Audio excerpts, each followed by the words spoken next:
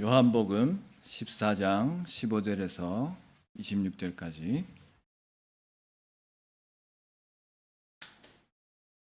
제가 봉독해 드리겠습니다. 너희가 나를 사랑하면 내 계명을 지킬 것이다. 내 아버지께 구하겠다. 그리하면 아버지께서 다른 보혜사를 너희에게 보내셔서 영원히 너희와 함께 계시게 하실 것이다. 그는 진리의 영이시다. 세상은 그를 보지도 못하고 알지도 못하므로 그를 받아들일 수가 없다. 그러나 너희는 그를 안다. 그것은 그가 너희와 함께 계시고 또 너희 안에 계실 것이기 때문이다. 나는 너희를 고아처럼 버려두지 아니하고 너희에게 다시 오겠다. 조금 있으면 세상이 나를 보지 못할 것이다. 그러나 너희는 나를 보게 될 것이다. 그것은 내가 살아있고 너희도 살아있을 것이기 때문이다. 그날에 너희는 내가 내 아버지 안에 있고 너희가 내 안에 있으며 또 내가 너희 안에 있음을 알게 될 것이다. 내 계명을 받아서 지키는 사람은 나를 사랑하는 사람이요 나를 사랑하는 사람은 내 아버지의 사랑을 받을 것이다. 그리고 나도 그 사람을 사랑하여 그에게 나를 드러낼 것이다. 가룟 유다가 아닌 다른 유다가 물었다. 주님께서 우리에게는 자신을 드러내시고 세상에는 드러내려고 하지 않으시는 것은 무슨 까닭입니까? 예수께서 그에게 대답하셨다. 누구든지 나를 사랑하는 사람은 내 말을 지킬 것이다. 그리하면 내 아버지께서 그 사람을 사랑하실 것이요 내 아버지와 나는 그 사람에게로 가서 그 사람과 함께 살 것이다. 나를 사랑하지 않는 사람은 내 말을 지키지 아니한다. 너희가 듣고 있는 이 말은 내 말이 아니라 나를 보내신 아버지의 말씀이다. 내가 너희와 함께 있는 동안에 나는 이 말을 너희에게 말하였다. 그러나 보혜사 곧 아버지께서 내 이름으로 보내실 성령께서 너희에게 모든 것을 가르쳐 주실 것이며 또 내가 너희에게 말한 모든 것을 생각나게 하실 것이다. 아멘. 예, 여러분 반갑습니다. 오늘 우리 교회 이력으로는 성령 강림 주일이라고 이렇게 이야기를 합니다. 달력을 보시면 성령 강림 주일이다 아마 이렇게 되어 있을 것입니다. 성령 강림 주일이 무엇입니까?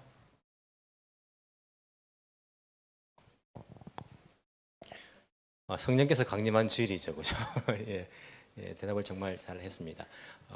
우리 사도행전 보시면 그 다락방에 기도하는 제자들에게 약속하신 성령께서 임하십니다. 그것을 기념하는 주일이다. 뭐 이렇게 이야기하는데 그때가 우리가 또 성경에 보면 무슨 절이라고 되어 있습니까? 오순절이라고 되어 있습니다. 여러분 오순절은 뭡니까? 뭐 50일 되는 날이 오순절 아닙니까? 뭐 순하면 열흘이니까 5개의 열이 오순절. 뭐로부터 50일입니까? 예수님께서 부활하신 이후부터 50일입니까? 그럼 예수님 이전에는 오순절 없었습니까? 있었습니까? 있었을까요? 없었을까요? 예, 오순절은 원래 이제 구약 때부터 있었습니다. 출애굽기를 보시면 출애굽한 날로부터 50일이 되는 날. 그게 이제 구약 성경을 보시면 77절이라 했습니다. 77절. 그러니까 그 7번 일주일이 7번 되는 겁니다. 그럼 며칠입니까? 49일. 근데 이 출애굽한 날이 언제냐면 6월절 다음 날 나오지 않습니까? 그날로부터 하면 50일, 대충 50일이 되는 날입니다.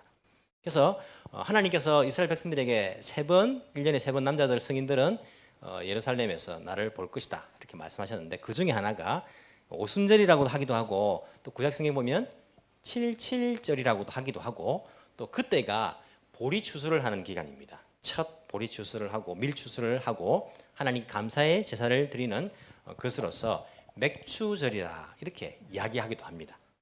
그날 성령께서 임하신 겁니다. 그래서 성령 강림절이다 이렇게 말하는데 시기상으로는 똑같은 날이 된 겁니다. 예수님께서 언제 십자가를 못 박히십니까? 6월절 어린 양으로서. 그리고 금요일 날 못 박히시고 안식일 다음 첫날 일요일 날 부활하시지 않습니까? 그리고는 며칠을 계십니까? 이 땅에 40일을 계십니다. 그러니까 대충 43일 빼면 오순절은 예수님 성천하신 이후에 일주일 뒤에 성령께서 임하셨다. 그렇게 계산이 잘 안 됩니까? 너무 빨리 갔습니까? 오늘 제가 1부 예배 설교하는데 한 3분의 1밖에 안 했는데 시간 다 가버리더라고요. 그래서 제가 어떻게 할까 고민을 하다가 말을 빨리 할까 아니면 하다가 중단할까 지금 아직까지도 제가 결정을 못 했는데 그래서 말을 좀 천천히 이제 여러분들 또 생각할 시간을 드려야 되니까 천천히 하면서도 제가 이렇게 최대한 해보도록 하겠습니다. 그때 성령께서 임재를 하십니다. 예수님께서 하늘로 올라가신 이후에 여러분 사도행전 1장에 보시면 예수님께서 하늘로 올라가신 사건이 나오는데 그 산은 어디라 했습니까? 감람산입니다. 올리브산이죠. 거기는 예루살렘에서 한 2km 바로 옆에 있는 감람산에서 보면 예루살렘이 보입니다. 옆이고 마태복음 28장에 너희는 가서 모든 족속으로 제자를 삼아 나오는 그 명령을 주신 산은 어디라 했습니까? 그것은 마태복음 28장에 보시면 갈릴리 지역에 있는 산입니다. 예수님 성취하실 때 주신 거 아닙니다. 그러니까 구분을 조금 하시면 좋습니다. 그리고는 약속하신 성령께서 오시는데 우리 그런 이야기를 합니다. 구약 성경을 보시면 성부 하나님께서 역사하신 시대, 그리고 신약 시대는 성자 예수님께서 이제 주로 사역하셨던 시대. 예수님께서 성천하신 이후에는 누구? 성령 하나님께서 역사하시는 시대. 뭐 이렇게 우리가 구분을 하긴 합니다.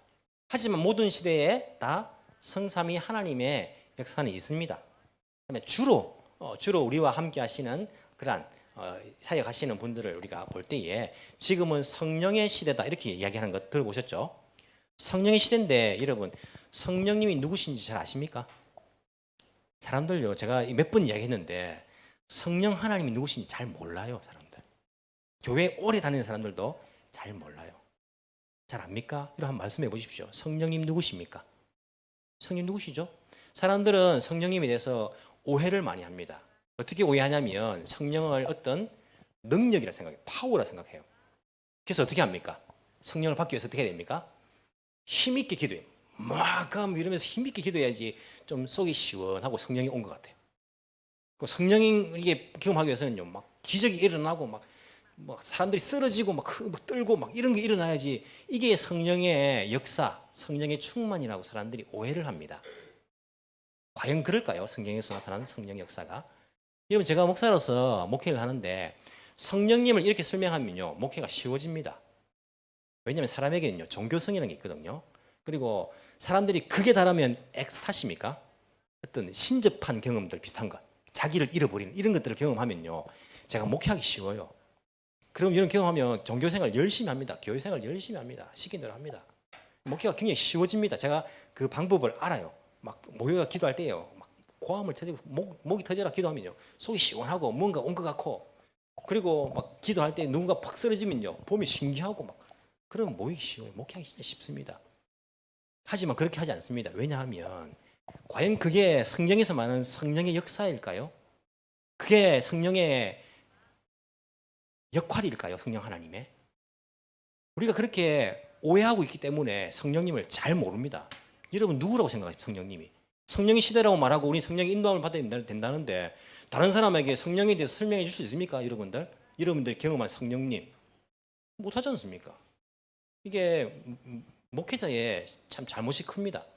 제대로 잘 성경대로 가르치지 못했어요. 우리가 성령 강림절을 맞이해서 오늘 성경에서 가르쳐주는 성령 하나님이 누구신지를 여러분들에게 제가 최대한 설명을 드리려고 합니다. 한번 잘 들어보십시오. 이게 제가 말하는 이 말이 맞는지 안 맞는지를 잘 들어보시기 바랍니다. 성경에 보시면 예수님께서 성령님에 대해서 말씀하신 부분이 나옵니다. 오늘 읽은 본문입니다. 오늘 읽은 본문에 보시면 15절에 예수님께서 말씀하십니다. 내가 아버지께 구하겠다. 성자가 성부에게 구하는 것입니다. 무엇을? 성령을. 그리하면 아버지께서 다른 보혜사를 너에게 보내실 것이다. 보혜사가 뭡니까? 성령님입니까? 적혀 있습니까? 성령님이라고? 보혜사가 성령이라고 적혀 있습니다. 26절에 그러나 보혜사 곧 아버지께서 내 이름으로 보내실 성령께서. 보혜사라는 그 단어의 뜻이 뭐냐면 여러분 우리 세번역에는요 보혜사 해가지고 4번을 해놓고 밑에 각주를 달아놨습니다. 뭐라 하셨습니까? 변호해 주시는 분 또는 도와주시는 분이다 이렇게 되어 있는데 여러분 이게 성령님을 변호해 주시는 분으로 이해하면 조금 또 이렇게 어려워집니다. 변호사 이렇게 해버리면요 우리가 뭐 잘못했는데 누구에게 변호해 주는 거 생각하잖아요. 그런 의미가 아니고 도와주는 분의 의미가 큽니다. 즉 내가 지금 곤란한데 변호사로서 나를 도와주는 분, 그런 의미로서 변호사, 변호해 주는 분이지 성령님이 사탄에게 가가지고 우리를 변호해 주고 그렇게 하지 않습니다. 성령님이 우리를 도와주는 분으로 이해하시면 됩니다. 그리스 헬라어 성경 헬라어 단어를 보셔도 도와주는 분으로서 기록을 합니다. 그 의미가 큽니다. 성령님은 어떤 분이냐고요? 도와주는 분입니다. 이 요한복음 14장은요 예수님께서 십자가에 달리기 직전에 말씀하신 말씀이에요. 자기가 죽는 거 압니다. 나 이제 십자가에 죽을 것이고 40일 부활해도 40일 지나면 하늘로 올라가 버릴 것이다. 너희들 같이 안 있을 것이다. 하지만 내가 보혜사 성령을 너희에게 보내주겠다. 그가 나의 역할을 할 것이다 라고 제자들에게 이 말씀, 이 약속을 해주시는 겁니다. 자, 그러면서 이 성령이 무슨 일을 할 것인가를 예수님께서 말씀해 주십니다. 26절을 보십시오. 오늘 읽은 본문 말씀 26절. 그러나 보혜사 곧 아버지께서 내 이름, 예수님의 이름으로 보내실 성령, 예수님의 영입니다. 성령께서 너희에게 모든 것을 가르쳐 주실 것이며 또 내가 너희에게 말한 모든 것을 생각나게 하실 것이다. 자, 여러분, 이것이 성령님의 가장 중요한 역할입니다. 뭡니까? 가르쳐 주는 것입니다. 예수님의 말씀을 생각나게 해주시는 것입니다. 새로운 가르침 아닙니다. 성령님의 가르치면 25절에 보시면 내가 너희와 함께 있는 동안에 나는 이 말을 너희에게 말하였다. 예수님의 가르침을 계속 하신 거예요. 위에 우리가 읽은 본문 보시면 하나님 사랑 방법은 계명을 지키는 것이고 내가 그 안에 거할 것이고 그런 가르침을 주셨어요. 내가 이 말을 하였는데 성령께서 내가 보내실 성령께서 그 말이 무슨 말인지를 너희들에게 가르쳐 줄 거야. 그리고 내가 했던 그 가르침 그것을 생각나게 해줄 거야. 이렇게 예수님께서 말씀하시는 겁니다. 물론 파워나 권능, 능력이라는 것도 성령님의 역사의 일부분입니다. 하지만 그게 목적이 아닙니다. 여러분 예수님께서 이 권능을 약속하셨을 때는요 분명히 목적이 있습니다. 너희가 성령이 너희에게 마시면 권능을 받아가지고 그게 목적입니까? 아니요, 내 증인이 되리라. 하나님 말씀을 전하는 겁니다. 너희들이 어떤 독을 마셔도 죽지 않을 것이고 막 해가 없을 것이고 이게 지상 명령을 주시면서 하심 말씀을 선포하는 자들에게 주신 약속입니다. 무슨 말이냐면 성령에 의해서 충만을 받게 되면요 성령이 임하시게 되면 우리가 어떤 일이 일어납니까? 말씀을 깨닫습니다. 그리고 예수님의 말씀이 무엇인지를 알게 됩니다. 이게 제 말이 아니라 사도행전을 읽어보시면요 그 증거가 나옵니다. 자, 제자들이 모여서 기도합니다. 성령이 임했습니다. 어떤 일이 일어났습니까? 어떤 일이 일어났습니까? 그들이 방언으로 기도하기 시작합니다. 자, 우리가 성령의 역사 가운데 방언이 있는데 이 방언이 목적이 아닙니다. 그리고 제자들이 그때 받아가서 한 방언은요 사람들이 못 알아듣는 방언이었습니까? 알아듣는 방언이었습니까? 어떻습니까? 알아듣는 방언이었습니다. 즉 무슨 말입니까? 외국어. 그때에 오순절을 지키기 위해서 각 나라에 흩어져 있는 유대인들, 유대교에 입문한 이방인들이 예루살렘에 와 있었습니다. 이들이 성령을 받아가지고 방언을 말하는데 그 사람들이 알아듣습니까? 못 알아듣습니까? 이렇게 말합니다. 이 사람들 내가 자국의 언어로 내가 이게 듣는 것이 어찌 민고 자기 나라 말로 알아듣고 있는 거예요. 그러면서 그 사람들이 한 그 방언의 내용이 나옵니까? 안 나옵니까? 성경에 나옵니다. 그들이 어떤 일을 말했는지 나옵니다. 사도행전 2장 11절입니다. 이렇게 말합니다. 유대 사람과 유대교에 개종한 사람과 크레타 사람과 아라비아 사람들인데 우리는 저들이 하나님의 큰 일을 방언으로 말하는 것을 듣고 있어. 자, 그들이 말한 방언의 내용이 무엇입니까?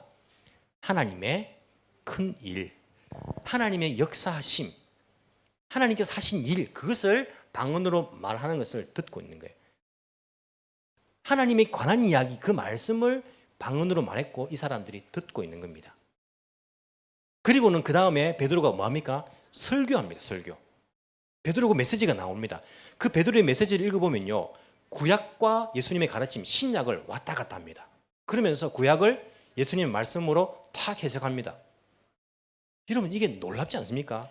베드로뿐만 아니라 제자들은 일주일 전에 예수님께서 감난산에서 산으로 올라가시는데 예수님과 3년 동안 같이 살았어요. 먹고 살고 가르침 받고. 그래도 예수님의 말씀이 무슨 뜻인지를 몰랐던 사람입니다.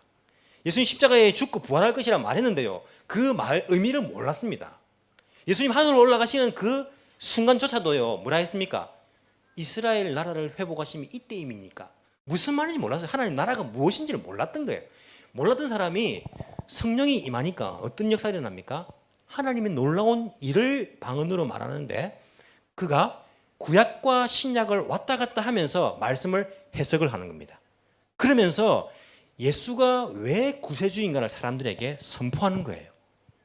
이런 놀랍지 않습니까? 베드로는요 이런 사람 아니었습니다. 무슨 말인지는 몰랐던 사람이에요. 예수님의 그 가르침이 몰랐던 사람인데 성령을 받으니까 성령의 충만함을 입으니까 성령께서 탁 깨닫게 해주신 거예요.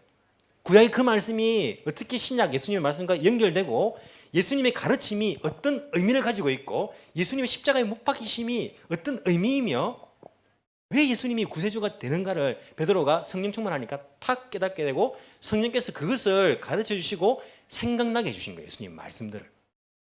예수님 약속대로. 그래서 베드로가 설교를 하는 거예요. 구약과 신약을 오가면서 설교를 합니다. 그때에 3,000명이 세례를 받습니다. 예수님을 믿습니다. 이런 놀라운 역사가 일어납니다.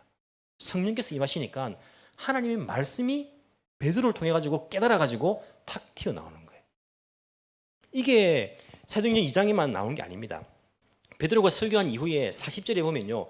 베드로가 이 밖에도 많은 말로 증언하더라. 베드로는요. 많은 말하는 사람이 아닙니다. 칼 먼저 뽑는 사람입니다. 근데 그가 많은 말로 증언을 하더라. 뭐? 예수님이 그리스도이심을 하나님의 말씀을 들어서 계속 많은 말들로 사람에게 증언하고 구원을 받으라고 그들에게 권면하였다라고 되어 있습니다. 뿐만 아니라 사도행전 4장에 보시면요. 베드로가 성령이 충만하여 그들에게 말하였다. 베드로가 성령이 충만하여서 기적을 일으켰다. 방언을 말했다. 이게 아니고 성령이 충만하여 말하였다. 그들에게. 무슨 말을 했냐면 사람들에게 구약과 신약을 역시 오가며 사람들에게 하나님 말씀을 선포하는 거예요. 예수님께서 메시아가 되신 것을 이야기합니다. 그때에 5,000명이 세례받습니다. 그 말씀을 듣고.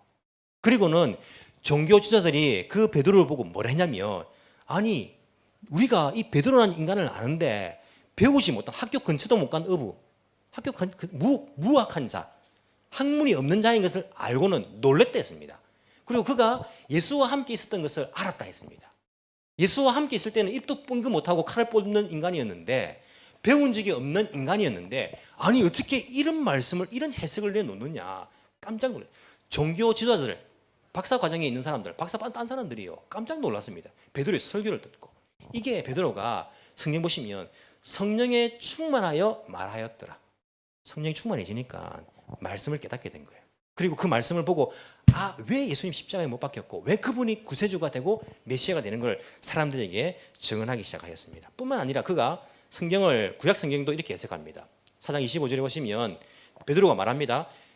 주님께서는 주님의 종인 우리의 조상 다윗의 입을 빌어서 구약을 말합니다. 다윗이 이제 예언을 했는데 다윗의 입을 빌어서 성령으로 이렇게 말씀하셨습니다. 이게 베드로 깨닫는 거예요. 다윗이 했던 그 이야기가 자기가 한 이야기가 아니구나. 다윗이 나처럼 성령에 충만하여 가지고 그가 하나님 말씀을 선포했구나 알았던 거예요. 그래서 그가 말하기를 다윗의 입을 빌어서 성령으로 이렇게 말씀하셨습니다.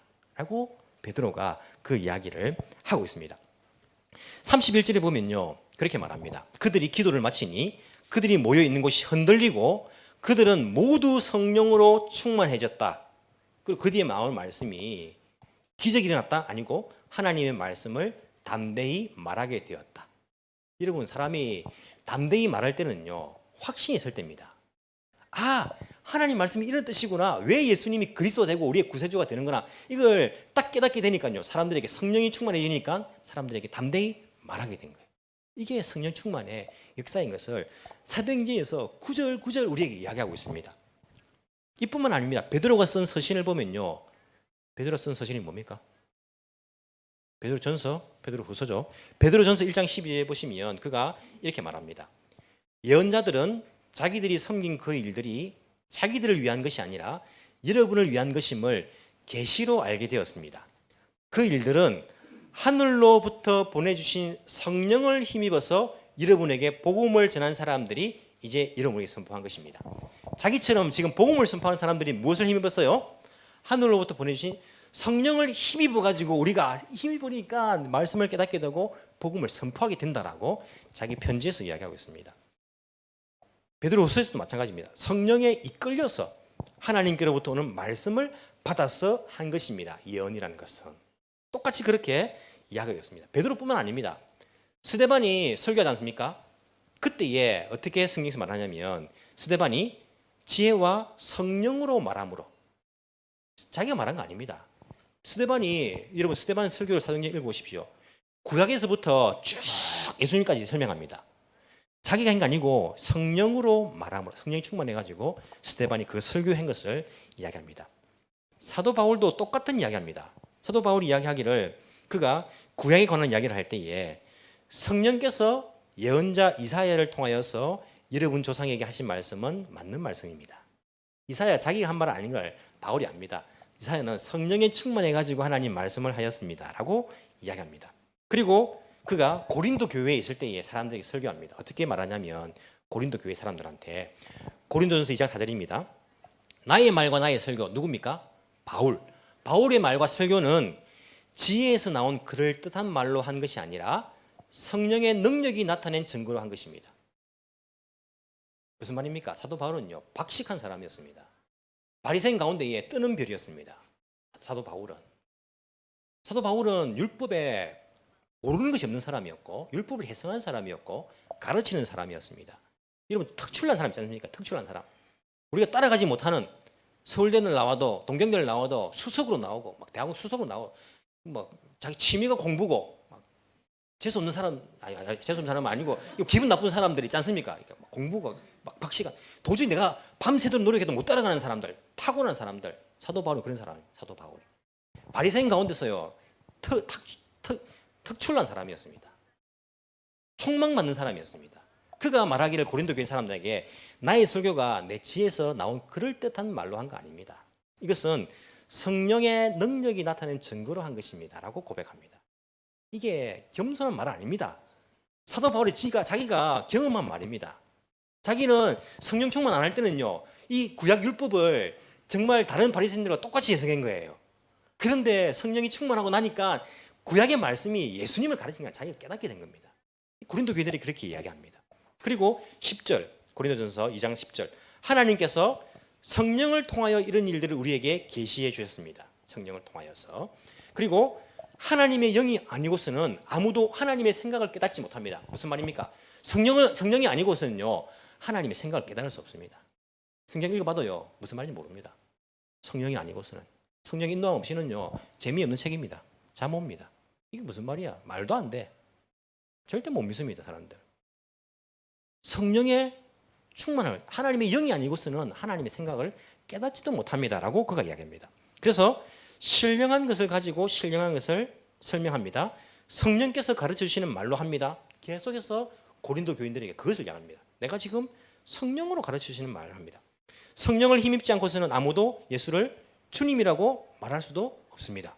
그가 고린도 교인들에게 계속 반복적으로 성령께서 말씀하시고 성령께서 깨닫게 하시고 성령께서 가르쳐 주시고 성령께서 하나님의 그 일을 알게 하신다. 에베소 교인들도 마찬가지입니다.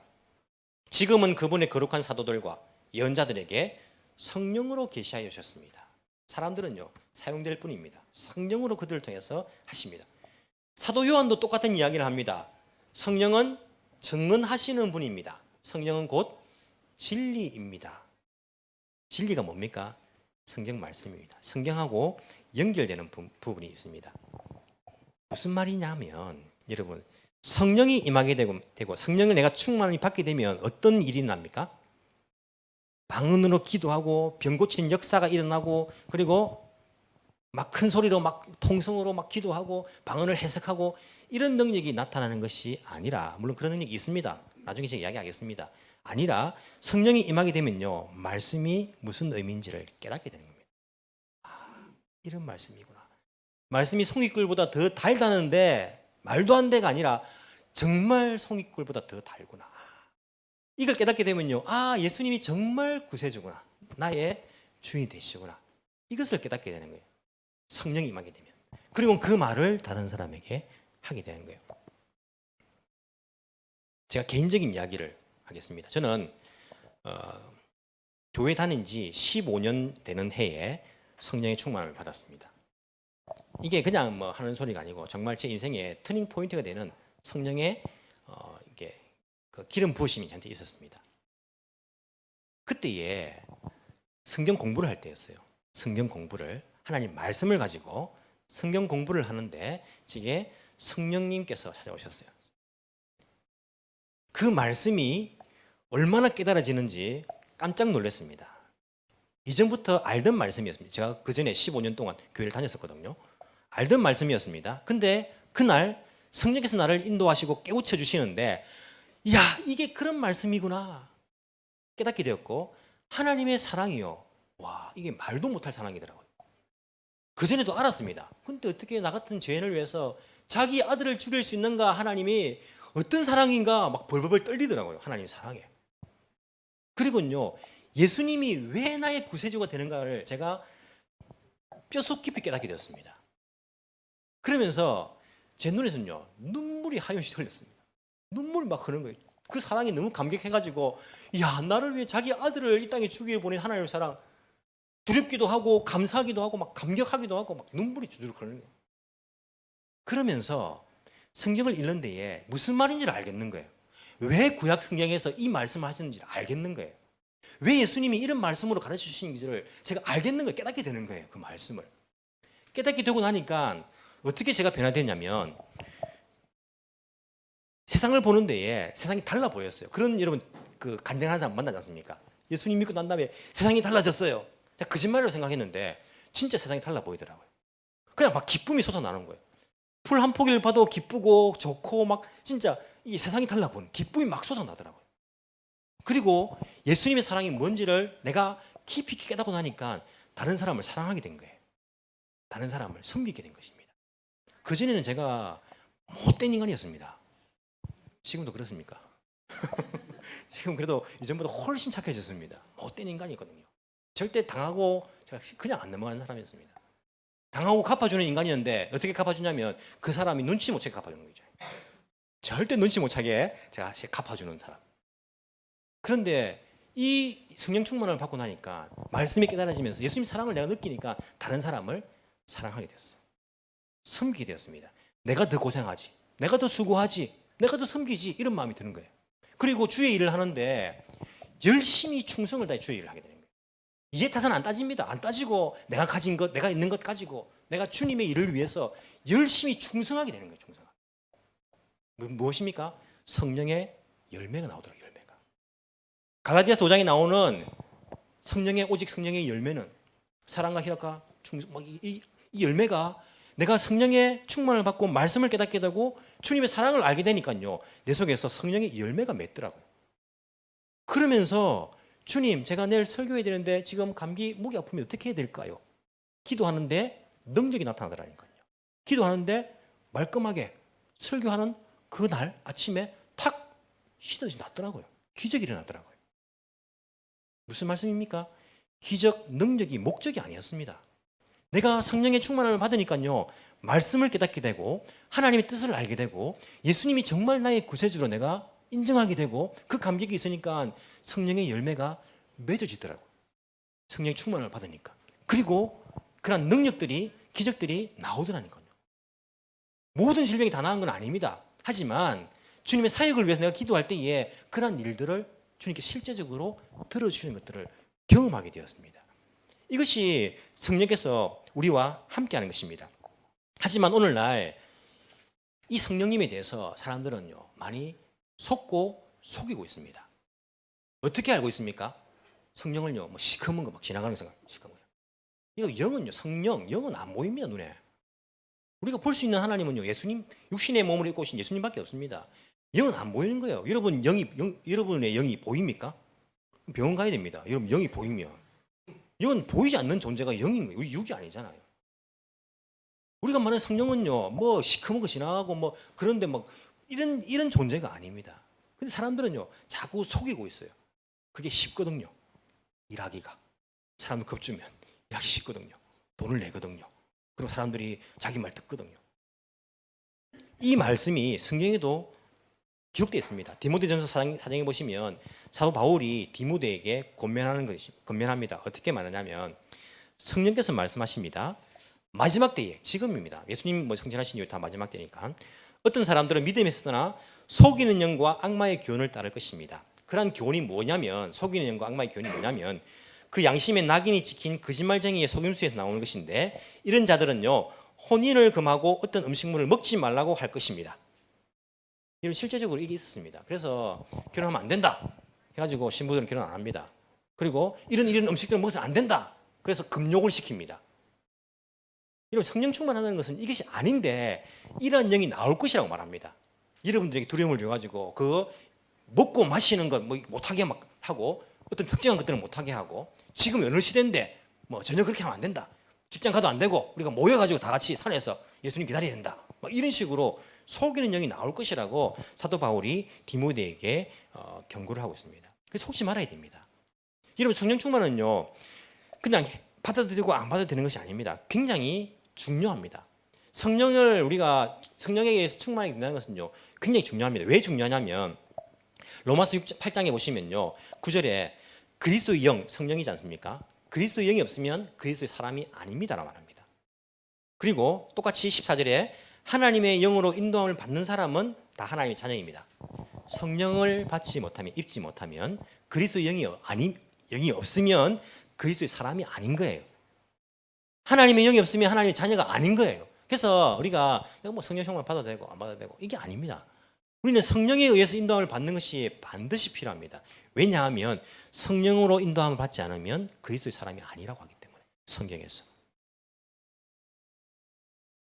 근데 여러분, 성령의 인도함을 방해하는 요소들이 우리 삶에 너무나 많습니다. 그 방해하는 것이 무엇일까요? 성경에 나와 있습니다. 육신의 몸의 행실입니다. 몸의 행실. 이게 무엇인지를 여러분 잘 생각해 보십시오. 로마서 8장 6절에 육에 속한 생각은 죽음입니다. 성령에 속한 생각은 생명과 평화입니다. 13절, 육신을 따라 살면 반드시 죽을 것입니다. 성령으로 몸의 행실을 죽이면 살 것입니다. 갈라디아서 5장 16절, 여러분은 성령께서 인도하여 주신 대로 살아가십시오. 그러면 육체의 욕망을 채우려 하지 않을 것입니다. 갈라디아서 그 다음 5장 17절에 잘 들어보십시오. 육체의 욕망은 성령을 거스르고 성령이 바라시는 것은 육체를 거스릅니다. 이 둘이 서로 적대 관계에 있으므로 여러분은 자기가 원하는 일을 할 수 없게 됩니다. 무슨 말입니까? 여러분, 성령과 육신의 행실은요 서로 적대 관계예요. 그래서 내가 성령의 인도함을 따르면요 자기가 원하는 일을 할 수 없게 된다는 거예요. 내가 원하는 일이 무엇입니까? 육신을 따라 행하는 것입니다. 돈을 많이 벌고 몸 편하기 위해서 내가 성공하고 내가 좋은 데 가고 좋은 직장 가서 안정된 삶을 살고, 이런 게 나쁜 것이 아니라 이게 목적이 되는 거예요. 이게 목적이 되면 나쁜 겁니다. 육신을 따라 사는 거예요. 육신을 따라. 이 육신의 평안과 안식을 주기 위해서 육신을 따라 사는 삶, 이것은 성령을 따라 사는 삶과 적대 관계인데, 성령을 따라 사는 삶을 우리가 살아야 되는데 그렇게 살게 되면 자기가 원하는 일을 할 수 없게 됩니다라고 성경은 말합니다. 육신을 따라 사는 삶을 못하게 된다는 거예요. 여러분 지금 무엇을 원하십니까? 여러분들도 비슷할 겁니다. 돈을 많이 벌고 싶죠. 그리고 좀 안정되게 살고 싶죠. 좀 편안하게 노후를 보내고 싶죠. 아무런 걱정 없이, 아무런 그런 염려 없이 살고 싶죠. 성령을 따라 살게 되면요 그런 육신적인 생각, 자기가 원하는 것을 할 수 없게 됩니다 라고 말합니다. 우리의 육신의 그러한 소욕이란 것은요, 이 욕망이란 것은 성령의 인도함을 받지 못하도록 자꾸 방해합니다. 그래서 우리는 성령의 충만함을 따라서 성령의 인도함을 구해야 됩니다. 어떻게 성령의 인도함을 받을 수 있을까요? 하나님 말씀입니다. 하나님 말씀. 이런 말씀을 제가 매일 말씀을 읽으십시오, 성경을 읽어야 됩니다 라고 강조하는 이유가 뭐냐면, 성령께서 하시는 기본적인 일이 말씀을 깨닫게 하시는 겁니다. 그걸 깨닫게 되면요 뒤에 따라옵니다. 성령의 열매와 능력이라는 것은. 그렇기 때문에 이런 말씀을 읽어야 됩니다. 읽고 묵상하다 보면요 그 말씀을 깨닫게 해주십니다. 인도해 주십니다. 그러면 그 성령께서 인도하시는 삶을 살 수가 있게 됩니다. 그래서 말씀 읽지 않으면요 우리가 성령의 충만함을 입을 수가 없습니다. 제 이야기가 아니라 성경 이야기고, 제가 아침에 내가 이렇게 설교를 준비한 게 다른 사람들은 어떻게 생각할까? 유튜브를 한번 찾아봤어요. 아침에 보면서 다른 목사님 설교를 한번 찾아보려고 딱 이렇게 성령 쳤는데 제일 처음에 딱 나오는 설교가 이찬수 목사님 설교 나오더라고요. 우리 교회입니까? 우리들 교회입니까? 분당 우리 교회입니까? 우리는 동경이 우리 교회, 우리 교회. 비슷한데 이찬수 목사님하고 제가 이렇게 생각하는 게 이렇게 성경 해석하는 게 좀 비슷한 것 같아요. 웃기지 말라고요. 예, 저는 그렇게 생각합니다. 예, 목사님 이찬수 목사님 설교가 나오는데 제가 시간이 없어가지고 앞부분만 딱 듣고 그냥 뭐 못 들었어요. 앞부분에 성령에 대해서 이야기하면서 어떻게 말하냐면 여러분 성령 하나님은요 성경을 떠나서는 생각할 수 없습니다. 그 말씀이 같은 거예요. 맞아요. 성령 하나님은요 성경을 떠나서는 생각할 수 없습니다. 여러분이 성령 충만을 받기를 원하십니까? 성경을 읽으십시오. 이상한 데 따라 다니지 마시고. 제가 어릴 때 신앙생활 때 저희 어머니께서 지금은 뭐 신앙생활 잘하시고 뭐 좋은 신앙 가졌는데 그때는 막 시작할 때였어요. 신앙생활 하면서 누가 좋다면요 막 내 자고 일어나면 베개 밑에 부적 있고 막 그랬어요. 예수 믿는데 교회 다니는데 그런데 뭐 잘한다면 뭐 가기도 하고 그런 습관이 남아 있으니까 어떻게 하는지 압니까? 누가 기도 잘한다 하면 그분을 모셔오는 거예요. 병나게 하려고 옛날에 많이 때렸습니다. 압니까? 그런 능력 있는 사람들 막 때리고 때리는 거 뭐 많이 맞은 사람 있는가 보네. 때리고 문지르기도 했어요. 압니까? 막 문지르면 막 고름이 나오지. 마찰력 때문에 이거 막 굽는데 고름이 나오지 안 나올 수 있는 거예요. 막 문지르기도 했어요. 그런 걸 제가 어릴 때 많이 봤어요.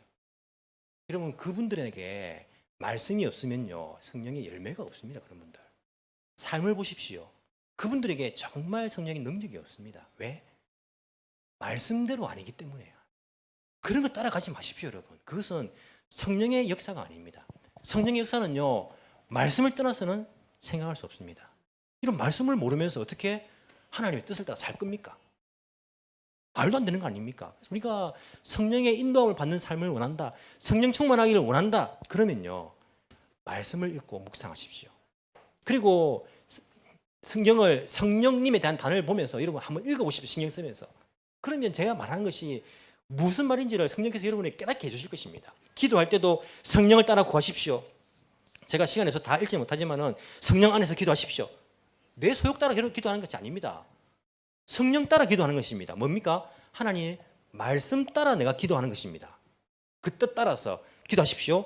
봉사하실 때도 섬길 때도 성령을 따라서 뜨거운 마음으로 주님을 섬기십시오. 당연하지요. 성령을 따라서 내가 교회 일을 하고 섬겨야지 이게 덕이 됩니다. 열매를 맺지. 내 힘으로 하면요. 이게 덕이 안 됩니다. 문제가 생깁니다. 분쟁이 일어나고 질투가 일어나고 문제가 막 생기는 거예요. 성령으로 해야 돼요. 성령으로. 성령의 인도함을 따라서 계속 해야 됩니다. 그리고는 우리에게 말씀하시기를 성령이 주시는 새 정신으로 하나님 섬깁니다. 율법의 낡은 정신이 아니라 하나님 나라는 먹는 것과 마시는 일이 아니라 성령 안에서 누리는 의와 평화와 기쁨입니다. 무슨 말입니까? 우리는 이전에는요 구약시대 때 지금도 구약시대에 있습니다. 뭘 먹으면 된다, 뭘 먹으면 안 된다를 이게 신앙생활이라고 이야기해요. 그래서 담배 피우면 안 돼, 술 마시면 안 돼, 이게 신앙생활인 겁니다. 그래서 해서 뭐 담배 피우고 하는 건 말은 아닙니다, 여러분. 아닌데 이게 신앙생활이 아닙니다. 신앙생활은 뭘 해도 되고 하면 안 되고 이게 신앙생활이 아닙니다. 뭡니까?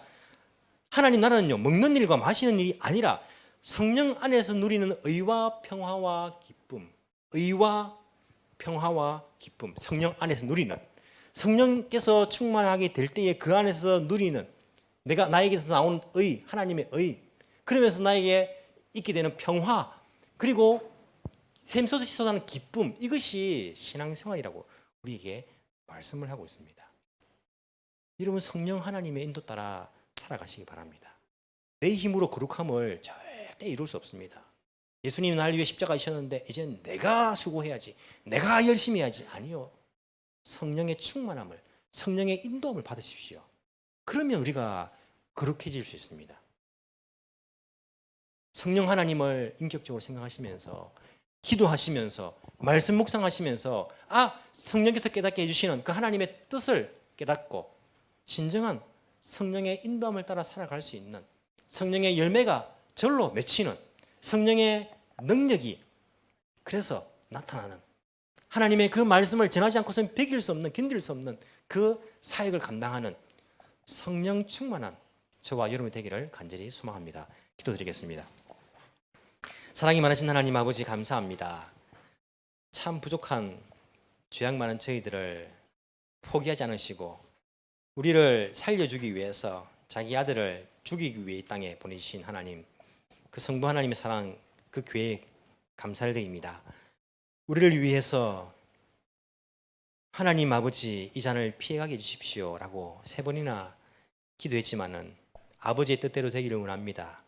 십자가에 달리기를 순종하셨으며 자기 사람들을 사랑하시되 끝까지 사랑해 주신 우리 예수님, 성자 예수님의 사랑 감사를 드립니다. 억만금을 주어도 이 믿음을 가질 수 없는 사람들, 믿기지 않는 사람들이 있는데 우리에게 성령의 믿음의 기름을 부어주시사 그 예수님을 나의 구세주로 믿고 고백하며 살아갈 수 있는 귀한 은혜 주신 성령 하나님 감사를 드립니다. 주님, 우리가 이 땅에 살면서 눈에 보이는 현상들, 눈에 보기에 좋은 것들, 그것들을 따라갈 때가 얼마나 많은지 모릅니다. 우리에게 하나님의 뜻을 깨달을 수 있는 성령 하나님의 인도하심을 순간순간 허락하여 주옵시기를 간절히 소망합니다. 말씀을 읽을 때에 무슨 뜻인지를 깨닫게 하여 주시고 하나님의 계획이 무엇인지, 하나님 나를 향하신 그러한 뜻이 무엇인지를 주여 우리가 깨달을 수 있는 은혜를 허락하여 주옵소서.